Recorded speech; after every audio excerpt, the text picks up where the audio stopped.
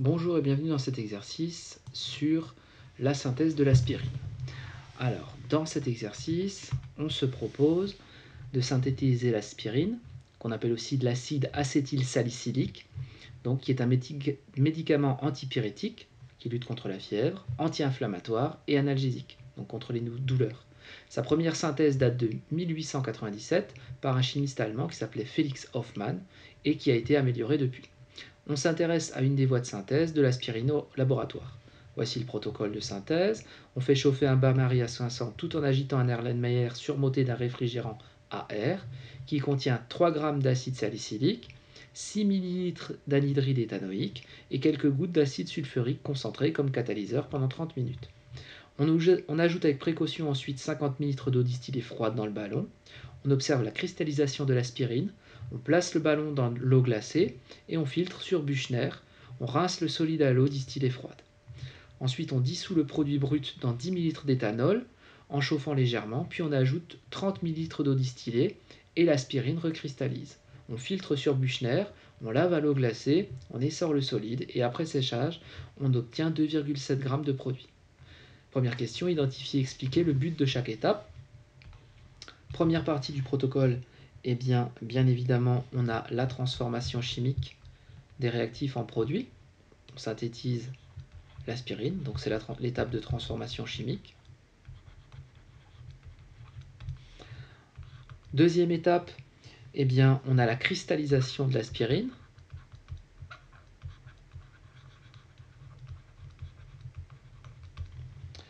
Et aussi l'extraction par filtration. Donc, phase d'extraction.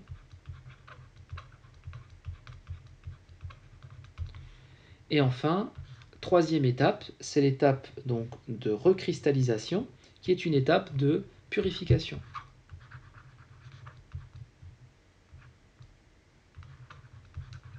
Donc cette purification, elle se fait par recristallisation. On va donc ainsi éliminer les impuretés. Deuxième question, nommer le montage de chauffage utilisé. C'est tout simplement un montage à reflux, mais avec un réfrigérant à air. Donc, montage de chauffage à reflux, mais qui n'a pas un réfrigérant à eau, mais un réfrigérant à air. C'est tout simplement l'air qui refroidit les vapeurs qui s'échappent. Ensuite, question C. Dans le protocole, il manque une étape. Laquelle ? Bien évidemment, il manque la dernière étape, c'est-à-dire l'identification. Vérifier que l'espèce qu'on a synthétisée est bien de l'aspirine pure. Cette étape n'apparaît pas dans ce protocole. Question 2A, indiquer les précautions de manipulation. Donc pour ça, il faut étudier les pictogrammes de sécurité des réactifs. Les réactifs, notamment, donc on a ces pictogrammes-là, inflammables, donc qui permet de dire qu'on doit éviter d'être proche d'une source de flamme. Corrosif, c'est celui-là, donc manipulé avec des gants, évidemment lunettes de sécurité obligatoires et blouse fermée. Et puis le premier pictogramme, avec le point d'exclamation, qui indique une toxicité modérée, donc éviter bien évidemment d'ingérer et de respirer les vapeurs de ces substances. Donc si on a la possibilité de travailler sous hôte, c'est quand même un petit plus. Donc ce sont quand même des espèces nocives, corrosives et inflammables, donc porter des gants, des lunettes, travailler sous la hotte et s'éloigner de toute source de chaleur. Je ne vais pas le détailler plus que ça, je ne vais pas l'écrire. Je pense que ma réponse orale conviendra. Ensuite, question 2B. Sachant que la réaction forme également de l'acide éthanoïque, écrire son équation en précisant les états physiques de chaque espèce. Donc on va écrire l'équation. Donc la première espèce, on nous donne sa formule brute, C7H6O3. Donc C7H6O3. C'est une espèce solide, donc on va mettre un petit S, puisqu'on met une masse, plus l'anhydride, donc l'anhydride éthanoïque C4H6O3. C'est une espèce liquide, parce qu'on mesure son volume, on prend 6 ml, qui donne eh bien, C9, c'est l'aspirine. Donc C9, H8O4, c'est une espèce solide, hein, c'est de l'aspirine solide, plus, eh bien, on nous le dit dans l'énoncé, l'acide éthanoïque, donc C2H4O2, qui est une espèce liquide. Voilà pour cette question. Ensuite 3a, pourquoi ne doit-on pas dépasser 60 degrés? Eh bien, si jamais on dépasse les 60 degrés, on polymérise l'acide acétylsalicylique. Donc c'est ce qu'on voit ici. On voit qu'elle polymérise autour de 100. C'est-à-dire qu'en fait, on va la détruire. On va détruire l'aspirine autour de 100. Donc on reste relativement plus bas. Donc c'est pour éviter la polymérisation. Éviter la polymérisation de l'aspirine.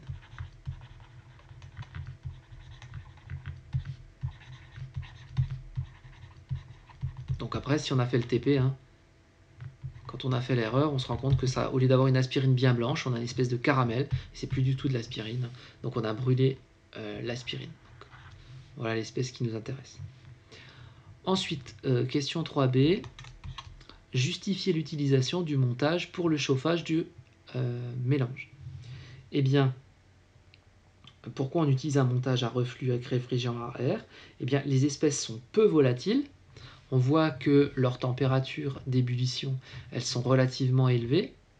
Hein, 211, 138, 140, 118, enfin, c'est relativement des températures élevées, donc on a des espèces peu volatiles.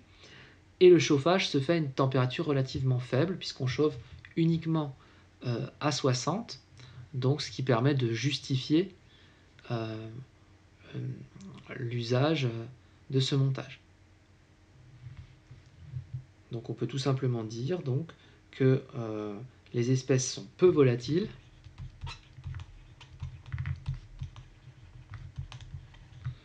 Alors une espèce très volatile, c'est une espèce qui bout autour de 30, 40, 50 degrés. Et donc chauffage à faible température.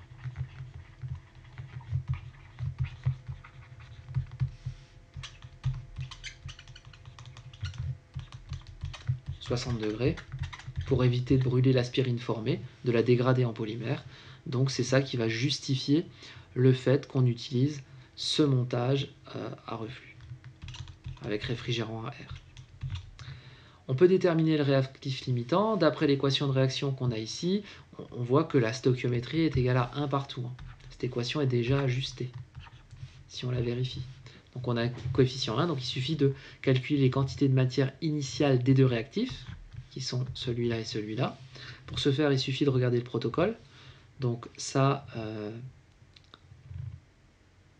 c'est l'acide salicylique, C7H16. Donc je vais l'appeler espèce A.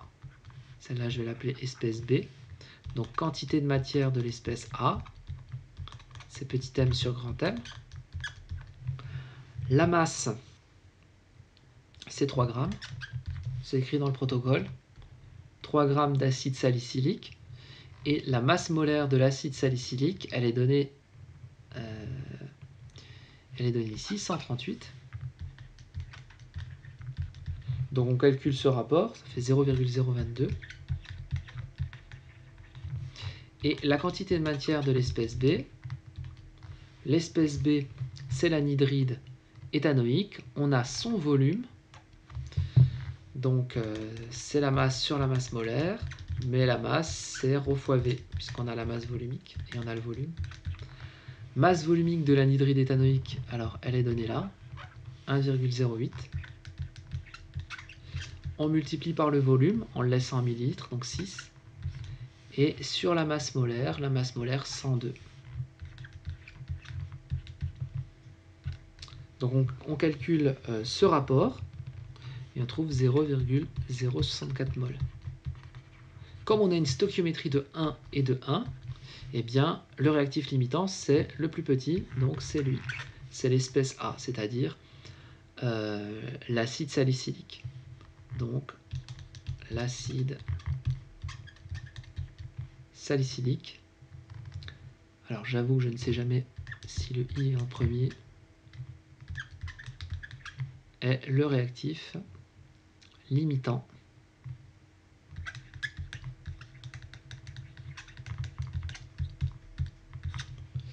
voilà donc pour et donc forcément c'est l'autre, hein, l'anhydride qui sera en excès. Ensuite question 4b,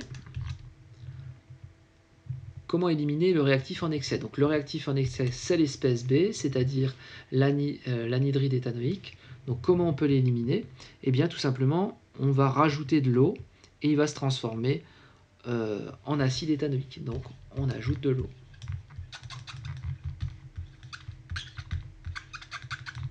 Et du coup il va se transformer tout seul en acide éthanoïque. Donc voilà la petite méthode pour pouvoir l'éliminer. Donc rajouter de l'eau dans le milieu réactionnel. Ensuite question C, à partir de ce protocole, que peut-on dire de la solubilité de l'aspirine dans l'eau froide? Donc on a lavé l'aspirine à l'eau froide, ce qui veut dire que l'eau y est très peu soluble. Donc l'aspirine est très peu soluble dans l'eau. Donc l'aspirine est très peu soluble, elle va très mal se dissoudre.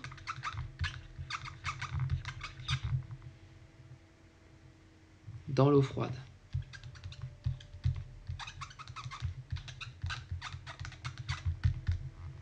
Alors ici, on a quand même une absence d'information, justement, c'est ce qu'on devait comprendre, puisque c'est dans une des étapes du protocole.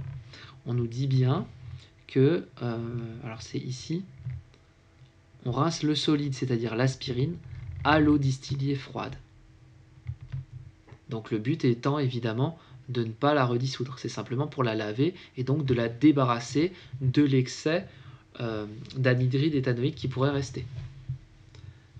Puisque le but c'est de garder le solide et non pas de le redissoudre. Voilà, voilà. Ensuite, 5A, calculer le rendement. Donc le rendement, c'est bien entendu la quantité de matière expérimentale sur la quantité de matière d'aspirine théorique si la réaction était totale. La quantité expérimentale, on a la masse, donc on peut éventuellement le transformer en nombre de masses. Donc la masse obtenue expérimentalement sur la masse théorique maximale. La masse obtenue expérimentalement, c'est 2,7 grammes. La masse théorique, eh bien, c'est la quantité de matière que multiplie la masse molaire, mais de l'aspirine. La masse obtenue au maximum, la quantité de matière obtenue au maximum, c'est celle du réactif limitant, donc 0,022, multiplié par la masse molaire de l'aspirine. La masse molaire de l'aspirine, elle vaut 180. Et puis on multiplie par 100 si on veut l'avoir en pourcentage. Donc on fait rapidement le calcul. Donc 2,7 divisé par 0,022 fois 180. Et ce qui nous fait 68% de rendement. Donc c'est un rendement qui, somme toute, n'est pas si mauvais. 68% de rendement. Proposer une autre méthode d'identification. Donc qu'est-ce qu'on pourrait faire comme méthode d'identification? C'est ici une CCM, une chromatographie sur couche mince, en dissolvant le produit obtenu. Donc on prend l'aspirine, on la dissout dans un bon solvant, on utilise un éluant adapté, et on la compare avec de l'aspirine de référence. Éventuellement, ce qu'on peut faire aussi, c'est une spectroscopie infrarouge. Donc une spectro-infrarouge, pourquoi? Parce que l'aspirine, elle a des liaisons qui sont particulièrement repérables, des groupes caractéristiques. Donc ce sont les deux techniques qu'on peut employer facilement. Voilà pour cet exercice, bonne étude.